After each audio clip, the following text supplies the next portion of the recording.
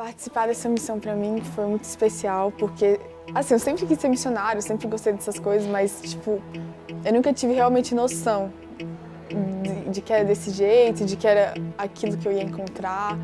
E, assim, quando eu cheguei lá e eu vi aquelas crianças, eu vi tudo, a primeira coisa que eu pensei foi: eu só tenho 2 semanas para tentar fazer a diferença na vida dessa cidade, na vida dessas pessoas, trazer esperança para essas crianças, sabe? Porque é muito cômodo pra gente, é muito fácil pra gente estar nesse colégio, pra gente viver essa vida, morar aqui, ter tudo que a gente quer.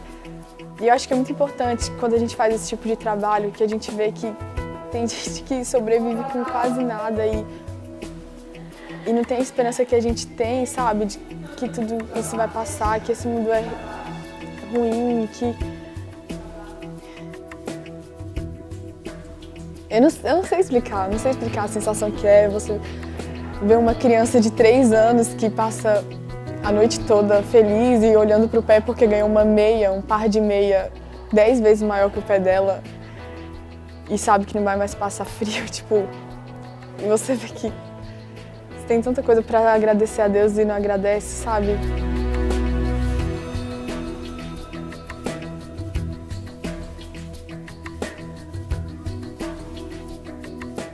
Enfim, o que eu quero dizer com tudo isso, que eu concluí depois de ter passado essas 2 semanas lá, é que Jesus está voltando, sabe? E eu não sou exemplo nenhum para falar isso, a minha vida não é exemplo nenhum, mas eu quero dizer que, tipo, Jesus está voltando e ele precisa de pessoas loucas mesmo, se a gente quiser que ele volte logo. Eu fiz parte do projeto missionário no Sertão do Valongo, em Santa Catarina. E a princípio, quando a gente foi lá, a gente ficou sabendo que não era um projeto missionário com o foco evangelístico, porque eles já são adventistas lá. É a única comunidade quilombola adventista no Brasil. Eles são descendentes de ex-escravos. E a gente foi para lá porque a gente ia conviver no meio deles, a gente ia coletar dados para fazer um centro histórico futuramente para eles também, para preservar essa cultura que eles têm. Então a gente foi pra lá sabendo que ia ser pra isso. Só que quando a gente chegou lá e viu a empolgação que eles têm com as coisas da igreja e com Deus e a fé que eles têm, sempre quando a gente ia conversar com eles, falando muito sobre a volta de Jesus, sobre o quanto eles querem que todos nós nos encontremos lá, e isso acabou nos fortalecendo. E a gente percebeu que a gente nem precisa ir tão longe, não precisa sair do Brasil para poder fazer uma missão.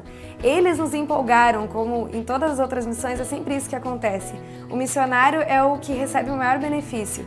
Eles nos empolgaram e nos animaram para sair e falar mais sobre isso. Apesar também da gente ter conseguido empolgá-los, os jovens de lá também querendo sair para fazer mais pela igreja. Então é uma coisa que vale a pena não só pelas férias, mas uma coisa que te dá vontade de fazer para a vida toda. Realmente, o projeto missionário é uma coisa que vicia e que vale muito a pena. Então, o projeto que a gente fez lá nos ajudou a entender como é necessário que todos nós façamos parte disso. Olá, meu nome é William Branga, sou estudante do 4º ano do curso de Teologia aqui da Unasp, e essa série eu tive a oportunidade de ir para Amsterdã, que é uma capital da Holanda, passar 46 dias lá fazendo um projeto missionário. E quando eu falava para os meus amigos que eu ia para Amsterdã fazer projeto missionário, ninguém entendia: como assim, William? Você vai fazer missão na Holanda, Amsterdã? Parece um pouco... não combina missão com Holanda. E por mais que isso não combine, hoje a Holanda é um dos países mais pós-modernos da Europa. E as pessoas lá têm muitas necessidades, principalmente de saber que Deus existe. As pessoas lá não fazem ideia de que Deus existe ou de quem é Deus. E essas séries eu tive a oportunidade de conhecer um pouquinho essa realidade e poder ajudar pessoas que não sabiam quem era Deus, não conheciam Deus. E eu gostei muito dessa oportunidade que Deus me concedeu. Aproveitei muito essa oportunidade. E dou graças a Deus porque Ele me concedeu essas oportunidades. Meu pai, ele diz uma coisa sempre para mim que marca muito a minha vida. Que eu tenho que aproveitar para fazer as coisas enquanto eu tenho tempo. E se eu deixar as coisas para depois, ou quando talvez tiver família, ou quando eu ficar mais velho, ou ficar postergando as coisas, deixando para depois, eu nunca vou fazer. E essa era uma vontade que eu tinha de servir a Deus como missionário em outro país. Deus me concedeu essa oportunidade. Não só de ser um missionário, mas de ter experiências que eu vou levar para o resto da minha vida, para o meu ministério. Agradeço muito a Deus pela oportunidade. Tenho certeza que você, assim como eu, não vai se arrepender de ter passado um tempo como missionário, de dar um tempinho das suas férias para Deus, dar um dízimo do seu tempo. Que Deus te abençoe na decisão de você passar um tempinho das suas férias servindo a Deus, servindo as pessoas. Eu tenho certeza que o maior beneficiado de toda essa circunstância vai ser você e, consequentemente, as pessoas que você estará servindo. Que Deus te abençoe na tua decisão. Bom, eu tive o privilégio de participar de uma missão em Angola, especificamente em Luanda, num bairro chamado Kazenga. E quando a gente vai para a missão, a gente espera algumas coisas, milagres, você vê um anjo assim, mas na verdade o maior milagre que nós podemos encontrar numa missão é quando a gente vê pessoas aceitando Jesus. E foi isso que aconteceu lá na igreja que eu preguei por 15 noites. Tinha uma mulher que morava atrás da igreja. E na terceira noite ela percebeu que tinha uma pessoa pregando todas as noites. Então ela ficou curiosa e ela começou a ficar perto da porta para ouvir os sermões. E ela ouvia todas as noites os sermões. E no final, ela pediu para uma pessoa me chamar na igreja. Me chamou e eu fui conhecer a pessoa. Era uma mulher doente. Ela não podia caminhar, por isso que ela não ia para a igreja. Mas o interessante é que ela ouviu todas as noites o sermão e ela aceitou a Jesus. Sabe, o maior milagre não é aquele que você vê a pessoa sendo curada, ou você vê os anjos. O maior milagre é ver as pessoas sendo convertidas. E isso é a maior recompensa de uma missão. Quando eu fui para lá, eu pensei que eu ia ensinar alguma coisa para eles, mas na verdade quem aprendeu mais foi eu. Porque você fica perto das pessoas e é impressionante o carinho que eles dão.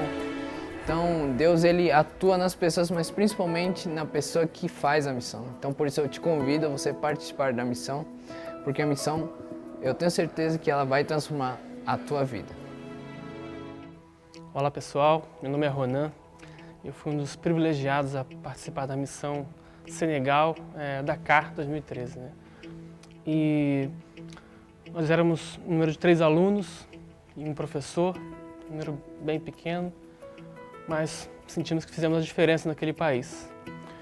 O Senegal é um país de mais ou menos 20 milhões de habitantes, 97% de muçulmanos, uma porcentagem bem pequena de cristãos. São mais ou menos 180 adventistas em todo o país. Né?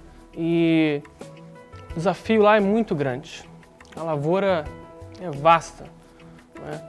Mas a igreja se sente intimidada diante do tamanho do desafio que é pregar para os muçulmanos. E tanto que nesse ano, o único batismo que aconteceu foi agora no nosso projeto. Né? E podemos experimentar o evangelismo relacional, que era pregar na casa das pessoas. Nesse período, pregamos durante 15 dias, diariamente, em 2 pontos de pregação, cada um de nós 3 alunos. E abrimos a palavra, estudávamos com eles, e ao final de cada dia, cada estudo, nós fazíamos apelos a eles. Eu lembro-me que o último apelo que eu fiz, na sexta-feira, foi referente a Romanos 10, verso 9, que diz assim: se com tua boca confessares Jesus como teu Salvador e acreditares que Deus o ressuscitou de entre os mortos, tu serás salvo. Naquele dia, um rapaz em especial me chamou a atenção, o jovem Davi, um jovem de 27 anos, estaria se formando agora, esse mês, em farmácia, uma vida inteira pela frente. E ele, mais do que responder positivamente, ele se interessou bastante, demonstrou bastante interesse, fez perguntas em relação às nossas doutrinas, ao que nós acreditávamos. E no dia seguinte teve o programa na igreja, em que nós, reunindo todos eles, ele esteve lá. Nós demos uma Bíblia de presente para ele. Ele aceitou continuar os estudos com o pessoal da igreja local. Entretanto, 2 dias depois que nós chegamos aqui no Brasil, eu tive uma notícia muito triste. Esse jovem Davi, ele durante a madrugada foi levar um amigo em casa de moto e quando estava retornando sofreu um acidente e morreu na hora. Mas sabe o que me consola? É que ele teve a oportunidade de responder positivamente ao apelo, ao chamado para a salvação. E eu tenho a esperança de um dia encontrar aquele jovem lá nas mansões celestiais. eu fico pensando, e se eu tivesse sido omisso? Se eu tivesse negligenciado a ordem de Cristo de ir lá e pregar o Evangelho? Pessoas poderiam ter se perdido, e muitas pessoas se perdem dessa maneira. Por isso eu quero convidar você também, se tiver oportunidade, fale do amor de Cristo. Vá aonde Deus mandar e pregue da salvação e do amor de Cristo para todas as pessoas. O Japão é um país com aproximadamente 125 milhões de habitantes. É um país em que a religião predominante é o budismo e o shintoísmo. O cristianismo corresponde a 5%. E nós, adventistas, nos envolvemos nessa porcentagem com cerca de 15 mil pessoas. E eu e mais 5 amigos tivemos a oportunidade de trabalharmos no evangelismo no Japão, espalhados nas mais diversas cidades. Eu trabalhei na região de Toyota. E ali nós tínhamos o objetivo de abrirmos pequenos grupos para desenvolvermos evangelismo relacional, com base na amizade. E um dia, na casa da irmã Eliane, um sábado à tarde, ela resolveu abrir o seu lar para os seus vizinhos e amigos não adventistas. E ali eu tive a oportunidade de conhecer o Fábio Nakamura. A partir daquele encontro, nós desenvolvemos uma boa amizade. Saímos para conversar, trocar ideias, experiências e conversarmos acerca de muitas coisas da vida. Inclusive acerca das suas inquietações e suas dúvidas acerca da Bíblia. Durante essas conversas e esses encontros, uma das questões que mais mexiam com seu coração era acerca do sábado. Ele disse que tinha uma séria dificuldade para guardar o sábado, porque no Japão ele trabalhava todos os sábados. Enfim, os japoneses no Japão, os brasileiros também que vivem lá, são muito dedicados ao trabalho e só pensam no trabalho. Eles trabalham cerca de 14, 15 horas por dia. E eles possuem uma folga semanal apenas. E o sábado era uma grande dificuldade para ele. Eu conversei com ele, falei que ele precisava, uma vez que ele aceitava, ele precisava ter coragem, ter confiança em Deus para poder guardar o sábado. Sabendo que Deus estaria no controle de todas as coisas e iria prover a melhor maneira possível para que ele pudesse ter condições de guardá-lo, se assim ele permitisse. Ele começou a frequentar a igreja com a gente, a igreja de Toyota, onde nós estávamos trabalhando. Frequentava as quartas-feiras à noite, os domingos, mas aos sábados, infelizmente, ele não tinha condições de ir por causa do seu trabalho. Certo dia, nós estávamos realizando um acampamento, já encerrando o nosso programa de evangelismo naquele país. E nós o convidamos para que pudesse fazer parte também dessa celebração, festejando as bênçãos que Deus ali nos concedeu. E ele disse que, infelizmente, mais uma vez não poderia participar porque estaria trabalhando naquele sábado. Eu simplesmente o respeitei, entendi. Ele já conhecia a mensagem, ele sabia o que tinha que ser feito. Mas o impressionante foi que naquele sábado do acampamento, onde nós estávamos ali reunidos com a igreja, os amigos, numa motinha aparece quem? O Fábio Nakamura. Ele aparece e, todo meio desconfiado, ele senta ao fundo da reunião. E ali a gente fica meio que surpreendido, pensando, poxa, o que será que aconteceu? Ele não iria trabalhar no sábado, ele sempre teve dificuldades com isso, o que aconteceu?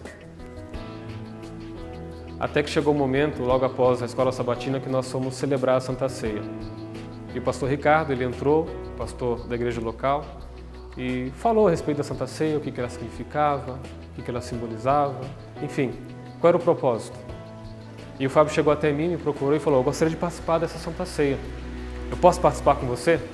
E eu, logicamente, aceitei, e nós fomos até o rio para iniciarmos ali o ritual através do lava-pés.